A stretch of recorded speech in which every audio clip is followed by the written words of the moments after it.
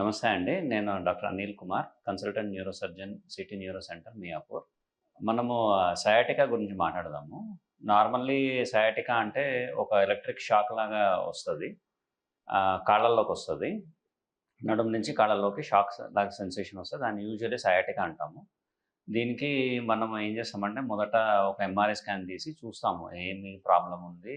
నిజంగా nerve compression ఉందా? లేకపోతే ఇంకా దేనివల్ల అవుతుందా అనేది ఎగ్జామిన్ చేస్తాం. సో, అంతా అయ్యి ఇది నర్వ్ కంప్రెషనే ఉంది.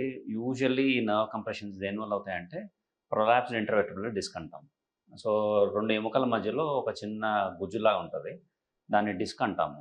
ఎప్పుడైనా మనము ముందుకు వంగినా, బరువులెత్తినా ఏమవుతదంటే, ఆ డిస్క్ లాంటిది బయటకొచ్చి నర్వ్‌ని కంప్రెస్ చేస్తది. కంప్రెస్ చేసినప్పుడు కాళ్ళలోకి షాక్ లాంటి పెయిన్ ఒస్తది.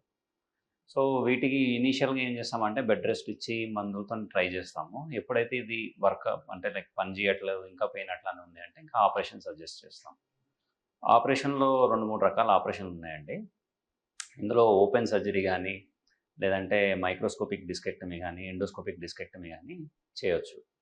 సో, ఈ ఎండోస్కోపిక్ డిస్కెక్టమీలో ఏమవుతదంటే చాలా చిన్న స్కిన్ ఇన్సిషన్ ఉంటది. మజిల్‌ని పెద్దగా ఏం డ్యామేజ్ చేయము.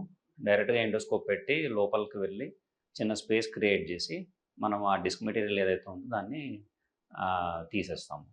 సో, ఈ సర్జరీ అయిపోయిన తర్వాత యూజువల్లీ నెక్స్ట్ డేకే మనం డిశ్చార్జ్ గూడా అయిపోవచ్చు.